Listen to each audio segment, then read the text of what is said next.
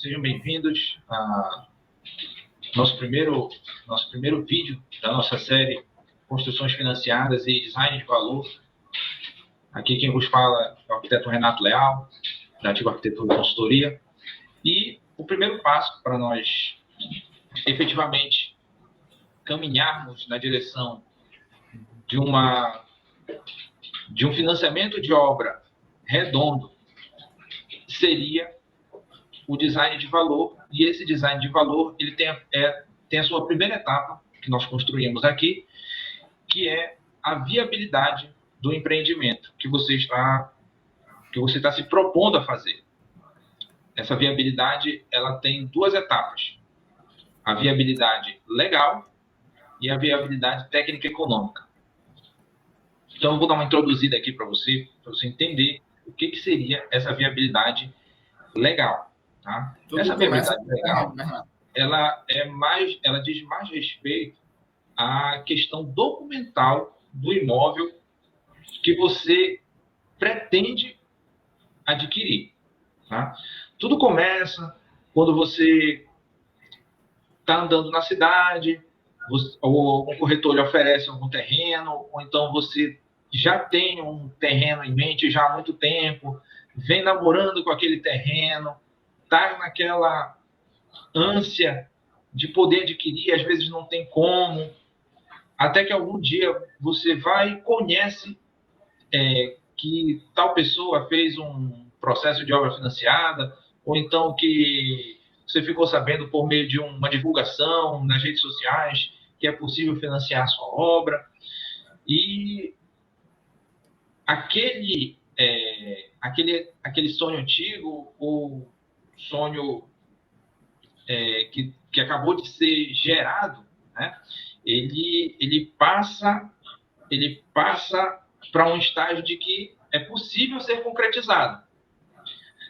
Então, a visita no local, para você ver o tipo de terreno que você está querendo, aliada à localização, que muitas vezes está próximo de onde você já desenvolve a sua rotina diária, lá perto do seu trabalho, perto da escola das crianças, servido de uma infraestrutura de comércios e serviços, ela é extremamente importante para se tomar uma decisão, sem dúvida. Só que aliada a essa questão da visita em loco, tem outras questões associadas à aprovação junto aos bancos que são determinantes para o fechamento ou não de um negócio. Então, a partir do momento que você escolhe o seu terreno, você tem que saber informar ao banco, informar ao produtor, a origem do recurso, né? De que forma você pretende viabilizar. Só que, para que você comece a entender, os bancos, vamos dizer assim mesmo, eles têm mentalidades. A mentalidade do banco, vamos supor, Caixa Econômica é uma, a mentalidade do Banco Bradesco é outra, a mentalidade do Banco do Brasil, por exemplo, é outra. Eles têm linhas de pensamentos que essencialmente são direcionadas, vamos dizer assim mesmo, pelo Banco Central, mas eles têm formas de ver o seu cliente, né?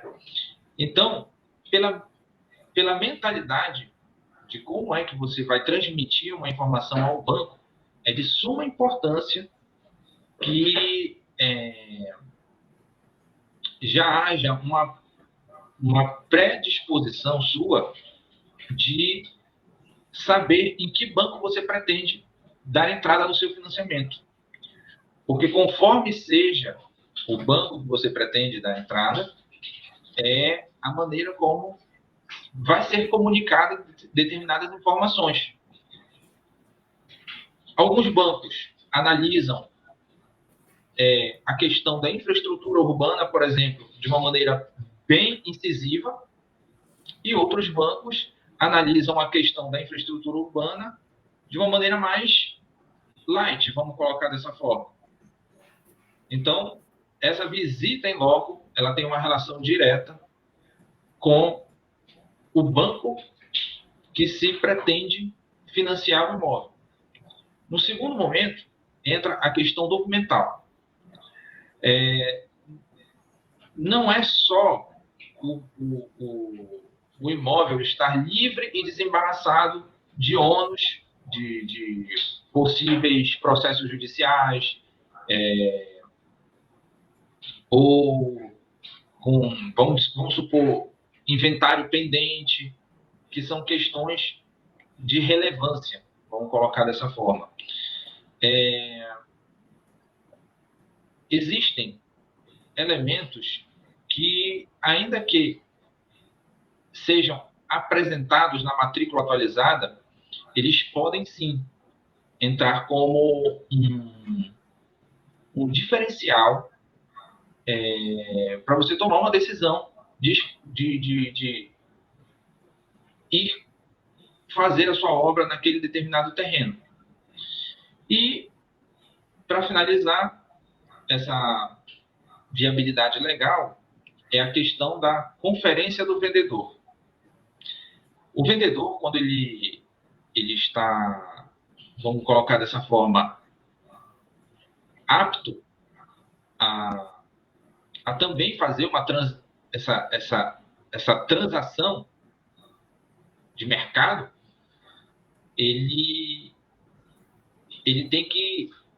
Muitos bancos exigem que o vendedor também abra uma conta na instituição financeira, por exemplo. Mas se o vendedor estiver, por exemplo, com restrições de SPC Serasa, pode ser um impeditivo para que a negociação se concretize. Então, nessa viabilidade legal, nós vamos a fundo tanto na questão de infraestrutura do imóvel, infraestrutura de comércios e serviços. O que eu costumo informar para os clientes é que nós, nesse processo de decisão, ele tem que tomar uma decisão baseada naquilo que nós estamos apresentando a ele, em termos de questões locacionais, possíveis como é que eu vou colocar aqui para você? Possíveis entraves que ele possa ter. Então, a partir do momento que nós apresentamos todas as circunstâncias envolvidas, o cliente toma uma decisão muito melhor fundamentada do que se fosse só uma decisão baseada na emoção. Então, comece a colocar isso na sua mente para que você tenha um desenrolar do seu processo de financiamento de maneira mais adequada. O que tu acha disso, William?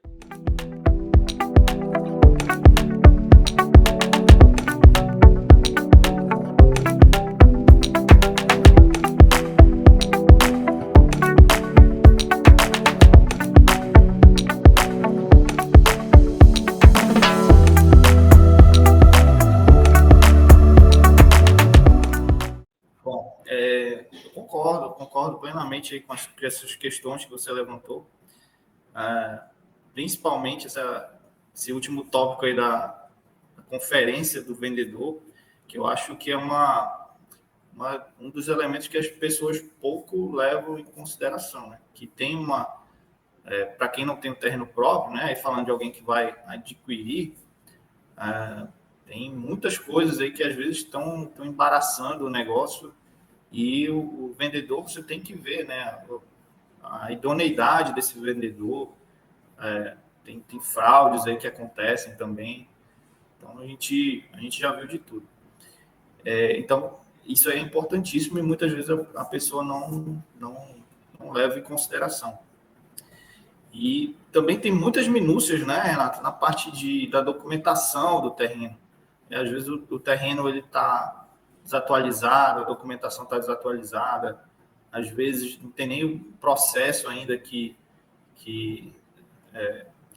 da dominialidade, né, de quem são os efetivos donos. Então, é importante, né, ter uma assessoria aí todo esse processo. E como você falou, acho que isso aí resume bastante essas dicas aqui, essas informações que a gente está trazendo. Não trabalhar na emoção de quando você vê, né, o terreno, poxa, pensa que vai dar um ótimo terreno, aqui vai dar, vou construir kitnet aqui, eu vou construir uma casa, vou construir uma residência com ponto comercial em cima, ou vou fazer um prédiozinho aqui de 3, 4 pavimentos. Então, o negócio muitas vezes já morre ali, na análise. Então, essa assessoria é importantíssima, né? Para que a pessoa não vá só na emoção do negócio, mas vá também nessas minúcias e ter assessoria importante. Perfeito. Gostaria agora que tu comentasse a respeito da viabilidade técnica e econômica. O que seria isso daí e de que forma pode impactar num processo, digamos assim, linear? De que maneira se pode agir para que não haja interrupções no processo de financiamento? Então, assim, após essa análise, né, que a gente está falando aqui, legal, essa análise da documentação, do vendedor, a gente vê que está tudo ok. Aí a gente faz essa etapa mais técnica, como você falou, né, que é justamente ver o terreno em si, o que ele pode nos proporcionar em termos de potencial de mercado, de potencial construtivo e também de condicionante, porque o terreno ele vai oferecer também condicionantes, entraves que você vai precisar superar. Então, é feita uma visita técnica um pouco mais aprofundada, onde a gente vai analisar aquele terreno, possíveis interferências. A gente vai ver, por exemplo, a questão da vizinhança, do entorno. A gente vai fazer uma análise também, que você falou já da infraestrutura disponível, né? Mas aí, uma vez que a gente detecta a infraestrutura, vai precisar de algo mais, vai precisar de um projeto específico, tem alguma interferência que precisa ser tratada. Então, essa visita também, logo, a gente capta, né, coleta essas informações para que a gente possa trazer para o cliente. E, além disso, é importante também, a gente sempre sugere, a gente sempre indica para o cliente fazer uma sondagem do terreno, né? Dependendo do porte do terreno, do tamanho do terreno, ele pode ter surpresas aí. Então, faz parte também dessa análise de viabilidade, a gente fazer uma sondagem para ver que tipo de fundação vai ter ali, né? Então, o que aquele terreno suporta. E, às vezes, numa sondagem, você já pode fugir de um mau negócio. É isso? Você pode já ver ali que aquele terreno vai te trazer problemas, que não é um solo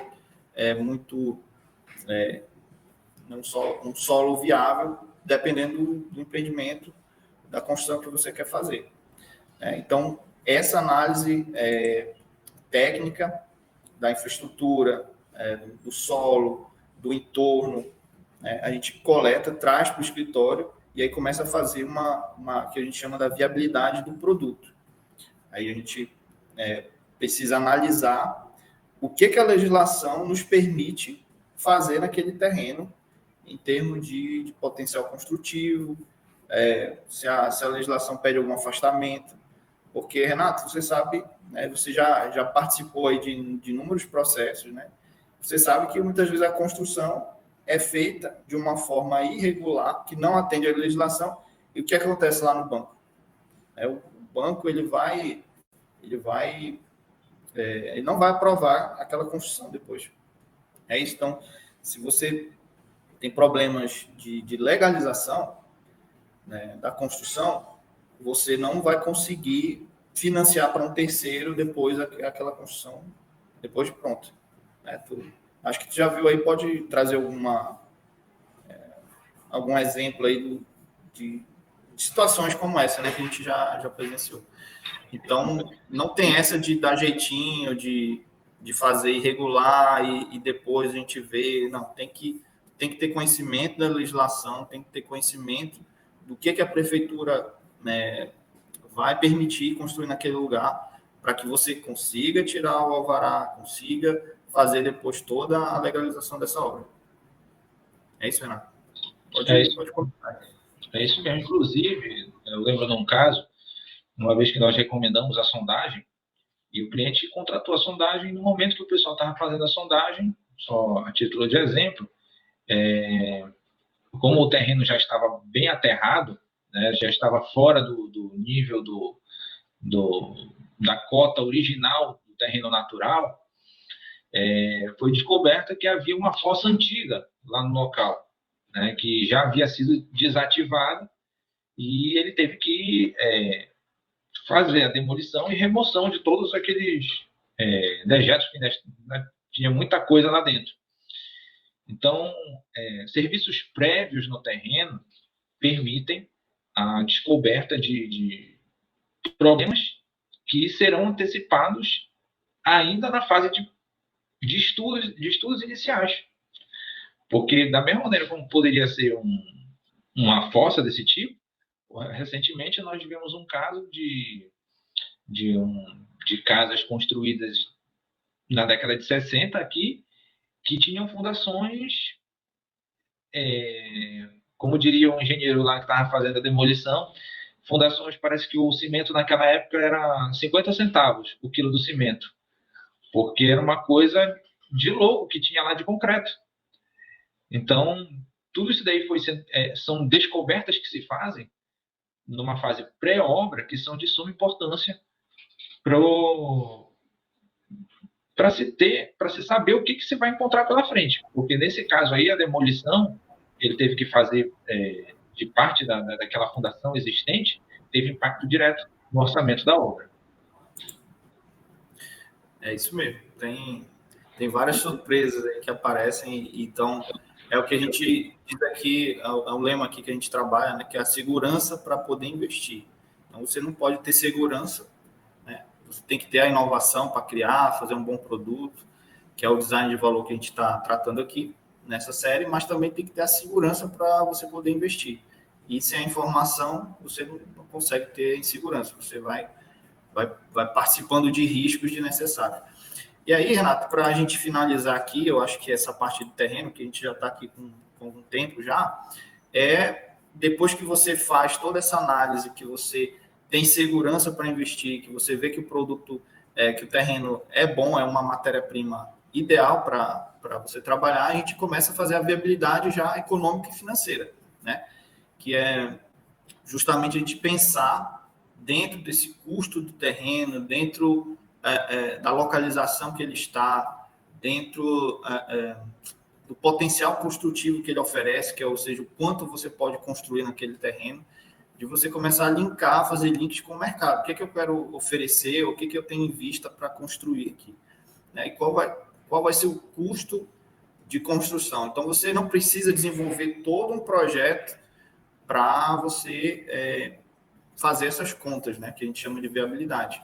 Então, a gente oferece, né, a gente faz isso aqui com cada produto que a gente vai lançar, com cada cliente que a gente chega, a gente faz questão de mostrar para ele essa viabilidade, né, de poder ele ver os números e tomar a decisão, o que é melhor para ele, né, construir, o que é mais rentável.